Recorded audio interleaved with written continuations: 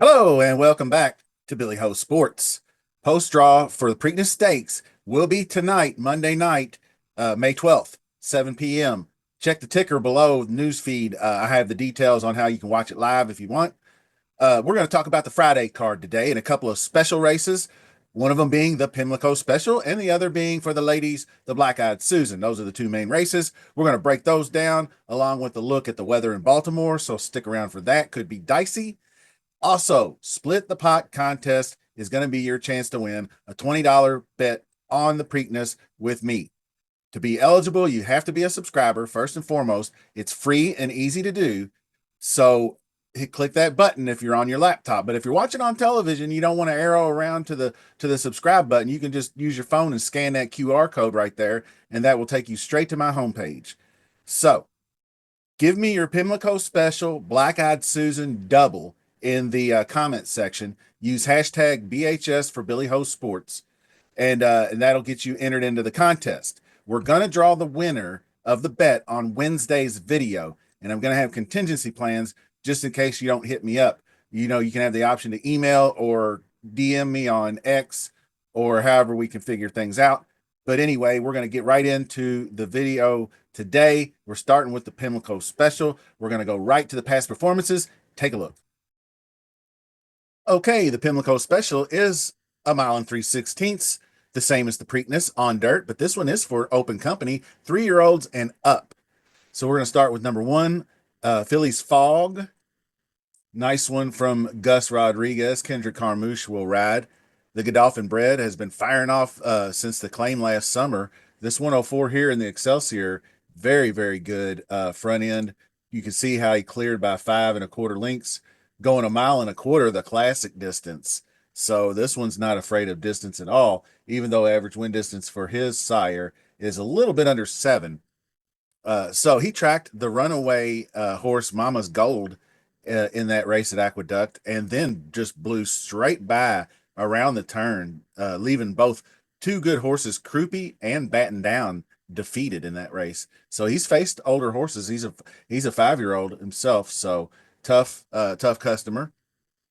Number two is Catalea Strike, and this one I'm not going to talk a lot about. It's definitely a long shot to say the least. Local horse from Laurel Park, moving up in class, but is coming off back-to-back wins, so pretty good there.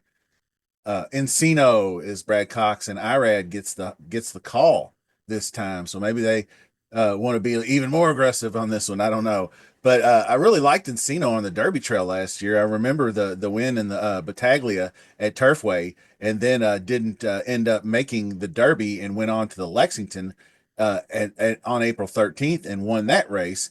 Then went to Fairgrounds then took the rest of the year off. He said, "I've done enough," and took the rest of the year off, and then picked up right where he left off for 80K right here and on the good Fairgrounds track. Now he did try the Gulfstream Park mile at obviously 1 mile distance, and really just kind of flopped or something. I'm not really sure what happened there, but just backed out of it when that was the one mind frame kind of won easily. But definitely bounced back. Cox regrouped and put this one over back on the synthetic at Turfway Park in the Kentucky Cup, and ran really, really hard with Mercante, and but Mercante got the best of him. But he's a wire to wire guy. If that's what you're looking for, he's your guy. So I think that you can see the E8 is on a scale of 1 to 8. Who wants to lead more? And 8 is the top number for wanting the lead. So Encino is right there, Godolphin owned, solid horse, going to be one of my top plays. But not really Awesome Aaron, even though he is another early speed horse. I think we're going to get plenty of pace in this race. But this one's just banging around in the optional claiming category of 62K and really just moderate success at best. But did show up in the mile in the 16th race right here and ran a 100 out at Oaklawn Park. But I'm not going to use this one. Might get a little bit more interesting, and we will talk weather here shortly, so stick around. Right after this race, and before we get into Black Eyed Susan, I would say it'd be a good time to tune in for the weather report. The Ben Ali ran 4th And then third, I mean, just minor. This Birdstone here was a walk off. I don't really know what the injury was or problem was, but pulled up, walked off. Then they shelved him and came back and really just trying to find form. Hasn't really found it yet. So I think probably still another race or two away before we see time for trouble hit. Now, Just Steel. This is another one from the Dwayne Lucas barn, and we all tip our cap to Dwayne, how much we love him and everything.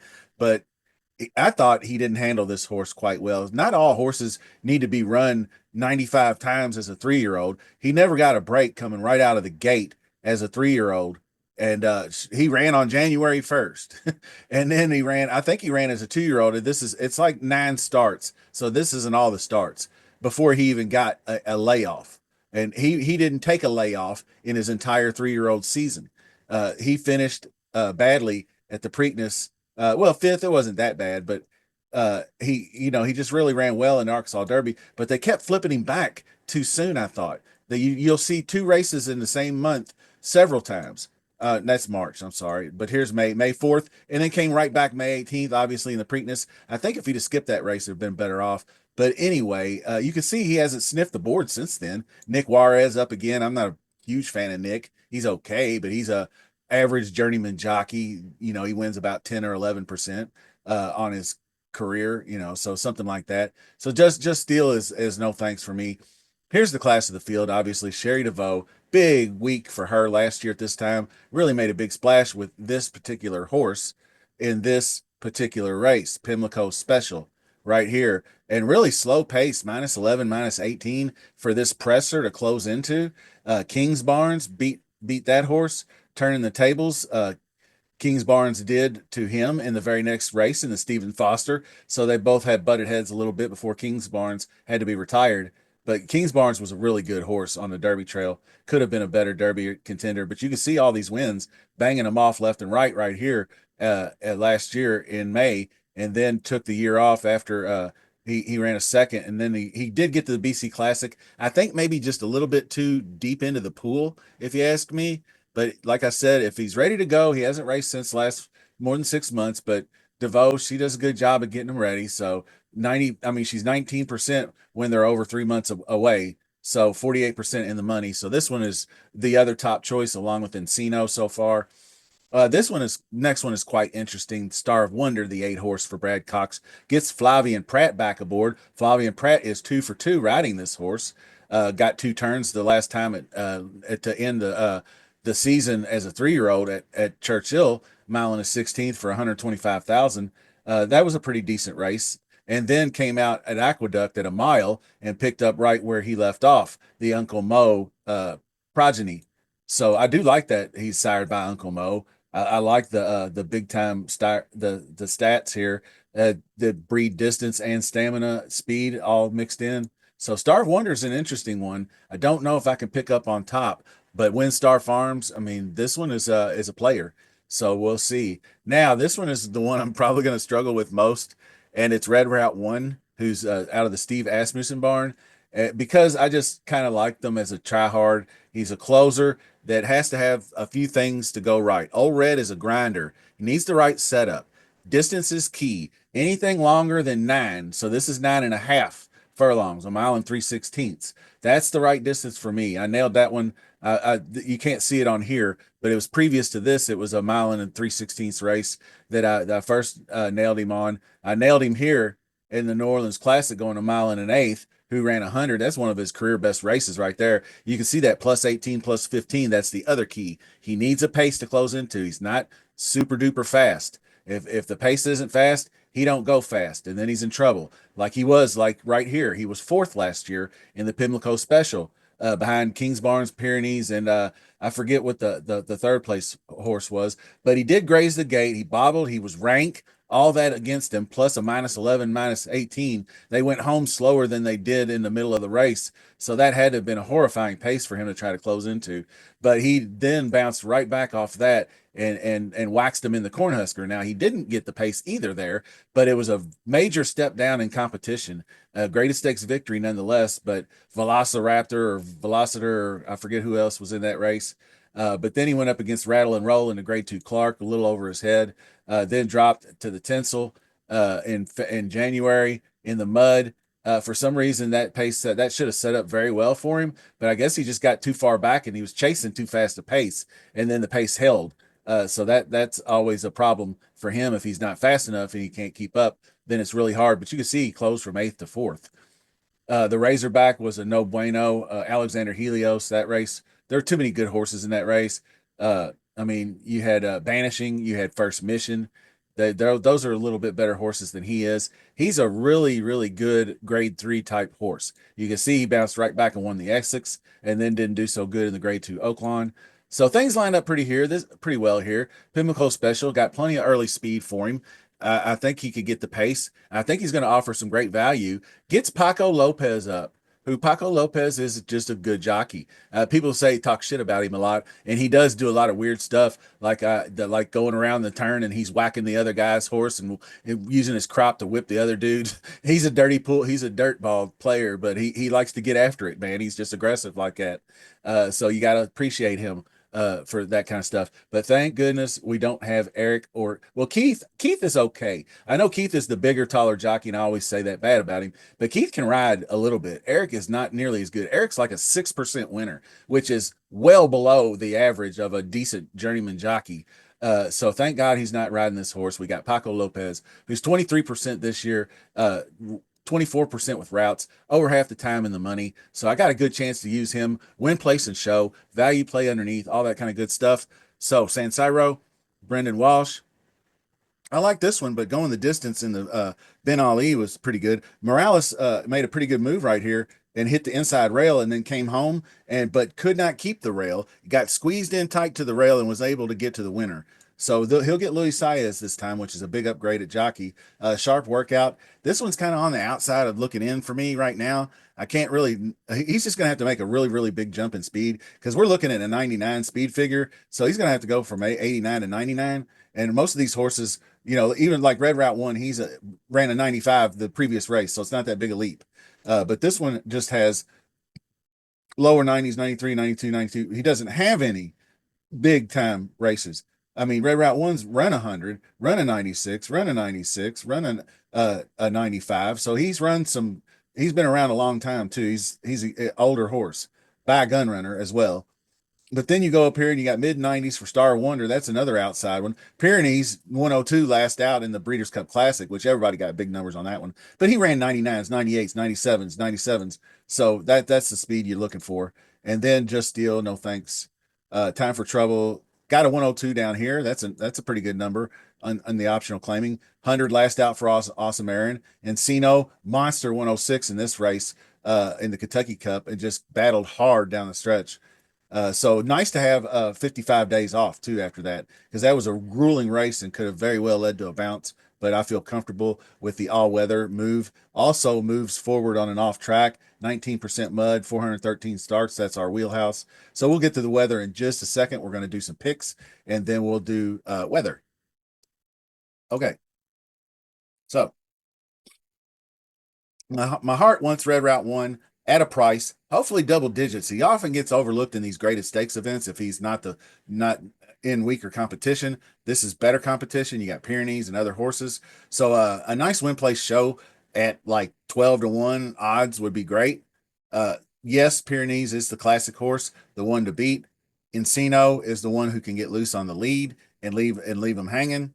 So those two both move up on wet tracks. Already my top plays, key horses, Philly's Fog and Star of Wonder underneath uses. If I were to key a horse like key box, what I like to do, I'm using either the 7 first Pyrenees or I'm using the 3 Encino, either one of those two. And then underneath, like I said, you got Philly's Fog, Star of Wonder, Red Route 1, all underneath uses for any kind of exotics that you're looking to do. So the rain. Let's talk about the rain. Baltimore, it's raining all week. It's rain forecasted all week and into Friday. So I'd say chances of sloppy sealed is going to increase. Uh, that's definitely true and will affect my thinking in the more the black-eyed Susan, because these older horses already really just have more than enough experience on these types of tracks. And none of the horses that I talked about really don't. The only one that's kind of odd is Red Route One being by Gun Runner. He's like a 20% mud sire with 300 something starts, but a couple of last, I think he's got one really good second place in the mud. A few like the Southwest when he was a 2 year or 3 year old, I should say, at Oaklawn Park, he ran second in that race. But some other races, he just doesn't get there in the slop and the mud, which is kind of odd given his pedigree. So, weather, rain, kind of keep an eye on it. Make sure you're capping for sloppy, and then we'll adjust after that. Sloppy tracks really don't change my line of thinking that much. I mean, even the Kentucky Derby day, you saw that freaking rain all day. They sealed that track up tight on Friday before the rain even hit, kept it sealed, kept it flat and compacted, and it did not yield bad footing at all. I didn't see any of the horses having problems with footing. So shout out Churchill Downs. I don't know how Pimlico is going to handle that because they're not so good with the stuff out of the gate. If you saw any of the recent videos over their opening weekend, they had a couple of issues with the gate malfunctions, and it was hilarious to watch. The six breaks first. Then the 2 seconds later, the four opens up. He breaks. Then 5 and 2 break at the same time. And it was just all a big cluster of horses. But we'll get on to that. We got to get on to this. It's the Black Eyed Susan. This is 9 furlongs on the dirt for the 3 year old fillies. Leg two of the female Triple Crown, so to speak. And also, we don't have good cheer, which it's less likely that horses run back in the Black Eyed Susan off of the Kentucky Oaks wins. Very rarely does that happen because there's not as much hoopla, so to speak. So let's jump into past performances and get going. Okay, starting off mile and an eighth, nightcap, race 13 at Pimlico, Friday night action. I'm going to have issues with this. I'll get to in a minute. This prime power setup here. I don't like any of these horses. That's weird. I usually don't see that very often. But we'll start with Liam in the Dust. Liam in the Dust is Rod Brissett. Johnny V gets the call. That's an upgraded jock, in my opinion. Nice patient jockey. Was really, really good behind a rival Paris Lily, who we'll talk about here in just a second. Uh, but I don't pay attention to beaten by weaker because I think Paris Lily's ever been as good as any of these horses. It was just class wise because it was an optional claimer for 125K. It's N1X company, so it wasn't terrible. I mean, there was a few pretty decent horses in there, but it was Liam in the slop, not Liam in the dust, that was getting after it. You can see Liam is 20% mud, 589 on the mud starts, which is right where I want to be. Liam's map is sire. But really not that much trouble. But really ran well here in the Demicel at Aqueduct, third behind Muhima, and I forgot who ran second now. Ballerina de Oro. That's right. That was the race, Ballerina de Oro. And I thought Ballerina de Oro showed pretty well in her recent races. So Alcibiades was a grade one, almost got the victory in the grade three Pocahontas. So I think this one's got the class and it's got the early speed to get in there and do some damage. So it's on my radar, absolutely. She had a nice late surge in the race against Paris Lily to make the race a little closer. But Princess Aaliyah is a no bueno for me. The sixth in the fantasy, no thanks. Did win this stakes race next out, which was solid enough, but no thanks in the 8 bells. I'll get to some important information on that, which would concern this horse that's not in the race, but Blue Fire. So we'll get to that in a second. I wanted to get to this one, Margie's Intention, Brad Cox, Flavian Pratt. Down there in fairgrounds territory is a bunch of state bred maiden races. Cracked it in the slop. So 15% mud, just 34 mud starts. That's very eye catching. Maybe I wouldn't mind a little bit higher sample size, but pretty good. I mean, it's all right because she broke her maiden going a mile in the slop at fairgrounds by 11 lengths. So I'd say she likes the slop okay. And then followed that up with another win. But then she got up into these stakes. I forgot the names of them, but they're just kind of regular black type stakes. But Blue Fire won both of them, and she ran second, right up Blue Fire's tail end, just by a length and a quarter, but just wasn't able to catch Blue Fire. Well, Blue Fire came back and ran a huge race in the 8 bells and nearly won it, closing for second place. So coming off that, two back-to-back finishes versus a horse that went on to run in the 8 bells and run a really quality race. on that track, which was beginning to yield softness, more of a sloppy type track during the day on Oaks Day. So that's where we're at. Margins of Tension, Running Gunnins on the list. Steve Asmussen, Jose Ortiz. Third in the fantasy behind the big quiet side and Simply Joking duel, but she might not have the speed to keep up close enough to strike here. I'm not really sure what to do with the Gun Runner filly because I just these speed figures, early speed figures, are just really low in the 70s. I mean, you're going to be seeing other horses with early speed. I mean, like Margie's Intention is in the 80s, but that has upper 80s, but she's got 90s closing late, so she's very versatile. Running and Gunning is really just kind of even Steven across the board, a little bit better at closing at the end, obviously from a presser. So I'm really up in the air on Running and Gunning. I think an underneath use is probably in order. Kinsey Queen, third in prime power. I didn't like what I saw. Closer looking for pace, still can get there even if it doesn't materialize, but does get the Kentucky Derby winning jock Alvarado aboard for Asmussen, so we know at least he's a little serious here. Uh, Whoops, I got lost my place. That was Jose Ortiz for Steve Asmussen. Anyway, this one's actually trained by Greg Compton. I don't know where I got that Asmussen stuff. Sorry about that. But anyway, Junior Alvarado will ride the McKenzie filly. Not really digging this one, so I'm going to pass.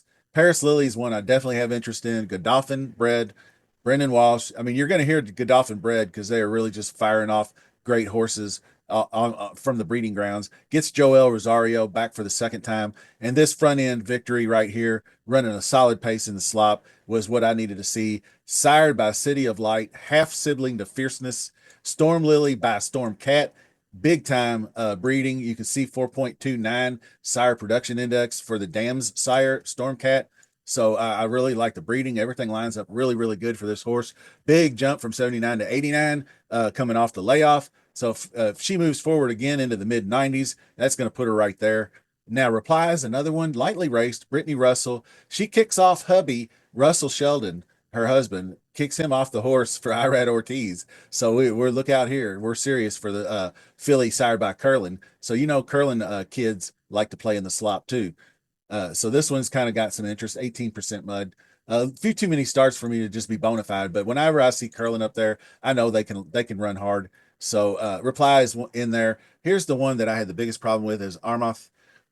Amarth is the name of the horse. First in prime power. Not a big threat in the Ashland. Has some success, but declining form along the way in lesser stakes races. The second, the sixth, and the second was beat by Drexel Hill. I guess beat by Drexel Hill is really not that bad of a loss. Now that we saw Drexel Hill close like a banshee in the Kentucky Oaks and almost scare well didn't really scare good cheer, but really came flying late for that second place finish. But just really slow speed figures. So I'm not really sure. Below average, I probably pass. Moon Cash, second in prime power. Likes to do early speed. Showed it at Laurel Park. More of a drag cat. I like this one, Michael Gorham, which you've heard me talk about. He also trains Pay Billy, who's in the Preakness. Raul Mena will get the mount. He's the go-to guy. He's solid. He's a 22% winner in 2025. Not so good with the routes. But he's real good in the money. Last trainer, but his last 60, that's a good sample size. 13 races with this trainer in the last 60 days and is hitting at a 31% clip, almost 70% on the board. So Moon Cashy is going to be Cache, I suppose, is how you pronounce it. Could be catchy, but I don't know. Second in prime power, pretty solid horse, but you can't really tell from three races. But it is a speed favoring track. So let's wrap things up with some selections, and then we'll get out of here and get on about our day because we're looking forward to that post draw tonight. I know I am. So I will probably have the post draw analysis show out tomorrow. I've got it all written up, just waiting for the draw so I can make some adjustments. So we'll get it shooting and we'll get it out early for you tomorrow. Don't forget the draw is Wednesday. The I guess 12, 13, 14, May 14th. That show that I put out on Wednesday, which will be whatever show it is, whether it's a betting show or whatever, we will draw. So make sure you tune into the show to make sure if you win the draw. So you can contact me. We can get the bet together, and that'll give me enough time just in case, because I'm going to give you maybe a day before I go looking for a second and third place uh, on the board and DQ you. So anyway, selections for the Black Eyed Susan. Like I said, number six, Paris Lily looks really good. Number three, Margie's Intention looks good. Number one, Liam in the Dust looks good. They all get a bump up on the off track. The underneath in number seven, Reply. So I would probably key the six on top, and then I would use the one, three, four, and seven. Like I said, running and gunning. I think you can't just completely leave out. Could definitely get there on the board. So that is your Pimlico Special Black Eyed Susan preview. Obviously, don't forget about the Split the Pot draw. It's Wednesday. Subscribe, like, comment, hashtag BHS. You're on your way. We'll see you next time.